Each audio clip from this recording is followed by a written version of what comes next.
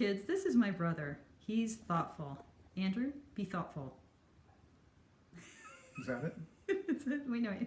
I think you need to like put your finger on your temple. Oh my god. Okay. All right. Oh, the thoughts are just rolling in. So yeah. Okay. Now, how do I do? This may not work. This may not work. Hi kids, Lisa here, and if I succeeded in my filmic genius, you've now just seen a clip of my brother Andrew. But if there's no clip of my brother Andrew, it means I wasn't able to figure out with the iPad how to splice things together. At any rate, this is hashtag 78 days. This is day 11, and today's card is the wheel. So, you know, the wheel picks up on the issues about time that I was trying to get into yesterday when I was talking about the Hermit, and talking about the Hermit in relationship to the earliest tarot decks, the way in which the figure of the old man, of sometimes called the hunchback, Il Gobbo, the Vecchio, the figure of the old man is Father Time, is a figure who's holding, instead of a lantern, initially in the earliest packs, he's holding an hourglass, right? This is this elder figure, this insightful figure, as someone whose wisdom comes through his recognition of the passage of time, his understanding of what might come in the future, his understanding of what lies in the human heart as being influenced by what he knows about past, present, future, what he knows about human time.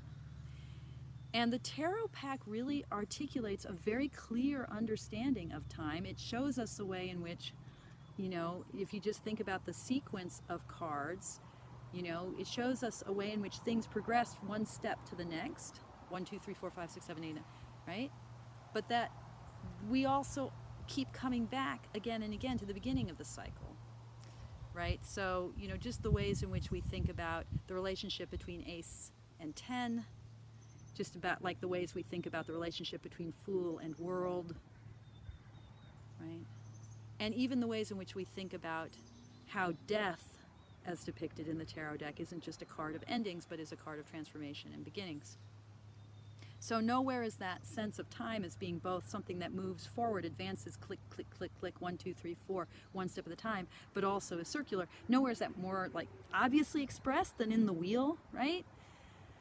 And, you know, in the most traditional renditions of the wheel, and this is the Dodal, and even in this Dodal we start to see a transformation into like these animal figures. But the most, you know, if you think about these figures on the wheel, there's this sense of, you know, how one arises is also the same movement which one falls. This notion of fortune is like, you know, you're up today, you'll be down tomorrow.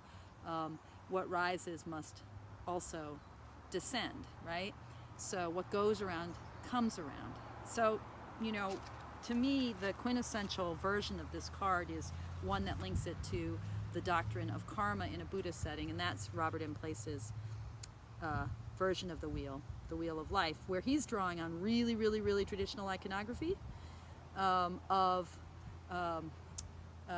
Lord Yama's mirror, or the sort of mandala of the 6 realms of existence. I'm using my iPad, so it's really hard for me to figure out how to splice in images, but I'd love to be able to figure out a way to point us toward a really classic image of the wheel as it's understood in that mirror of human existence, Lord Yama's mirror with the 6 realms. In Robert M. Place's deck, we don't really have all 6 realms, but we do have what it lies at the center of the wheel of reincarnation, and that is this circling of the rooster, the pig, and the serpent, the 3 poisons. So the rooster is greed, the pig is delusion, and the serpent is aversion. Why these things are the 3 poisons? These are like the fundamental truths of sentient existence, of our human existence, that, you know, that we're always grabbing on to things that give us pleasure and holding on as tight as we can, trying to bring the goodies in, right? That's the rooster signaling desire, signaling greed. And we're also always pushing away the yucky stuff. I mean, I've talked about this all the time, you know, and that's the serpent as the symbol of hatred, of aversion, of our impulse to push away what we don't like. And then there's the pig, the symbol of ignorance and or delusion. And the delusion here is our, I mean, there are a lot of ways to understand it. One way simply to understand it is our, like, somehow our expectation that we are like separate individual enduring beings, like that what I do with my body and my life just affects me, doesn't affect anyone else, or that somehow I am like this stable enduring entity that isn't subject to death and decay, or even just the ways in which I'm blind to the impact on me and on my world of my own desires or my own hatreds. This delusion, which is this forgetting of our true nature. And if you've ever seen the film Spirited Away. Dang, why am I not remembering the name of the director? I'll link it below. But if that great Japanese animated film came out, I don't know, maybe a decade ago, of the protagonist's parents who turn into pigs, and they turn into pigs because, like, they see all this delicious food, which is phantom food, and they eat, they're sating their desires, they forget their true nature. Like, so that Asian association of the pig with ignorance. Now, obviously, pigs are really damn smart. They're smarter than dogs, but be that as it may, the pig as the symbol of delusion. So, you know, here's the thing about the wheel. Like in you know, in a kind of classic Western setting, this idea of what goes around comes around, you know, people rise into power, the king who is reigning over the world today, you know, someday will be deposed, that, you know, the beggar may be a beggar now, but will be a king in the future. This sense of social life as what rises is also tied to what falls.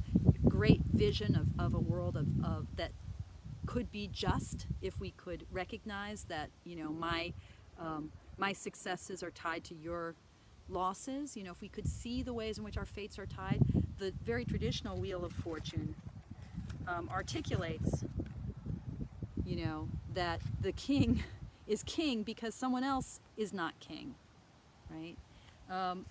The Buddhist wheel is a little bit different. It's not so much about a social kind of relationship. It's not even about fortune in the sense of what happens to me in my life. It's more about the ways in which these very powerful and almost like inevitable movements of my heart and my will, the way that I'm drawn by my greed and I'm drawn by my aversion to things, the ways that I'm like motivated endlessly to like ever seek more comfort and push away discomfort, that these like fundamental facts of me, these are the drivers of my life.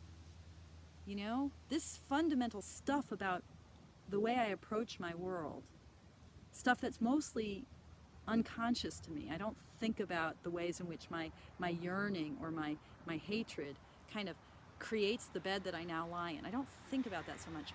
But that's the stuff that keeps this roller coaster, this wheel of human life moving forward and forward and forward. And it's because these three poisons are internal to the human heart and the human mind. It's because of that my discipline and my self-transformation is what is required to stop the wheel turning and to end the hellish sides of human life, to end the constant fear of what may come, to end the ways in which we try to dominate and hold on to power, to end the ways in which we're constantly fearing that we're going to be pulled down and sucked down by darker forces. If we want to find stability and peace, if we want the wheel to slow the fuck down, we've got to look into our own hearts and our own motivations. That work on what churns and burns in our hearts is what makes all the difference. I love the wheel. This card. in all of its forms, because when I see it, when I get it, when I find it in a reading for myself or for others, what I feel is being called forth is this renewed dedication to the work of my own waking up, my own, or whoever I'm reading for, that journey of self discovery, of finding greater familiarity with my heart. So I don't think of the wheel, and certainly these days as my wheel is really turning, lots is churning and burning, lots of change, lots of ups and downs. Not worrying so much about that spinning, but thinking instead about what's at the hub. And what's at the hub is my heart, and how it beats, and how I, through practice, through mindfulness, through continued effort to wake up, be attentive to my life and my world, how that stuff in my heart, that's the still point at the center of all of this churning, burning, changing of human life.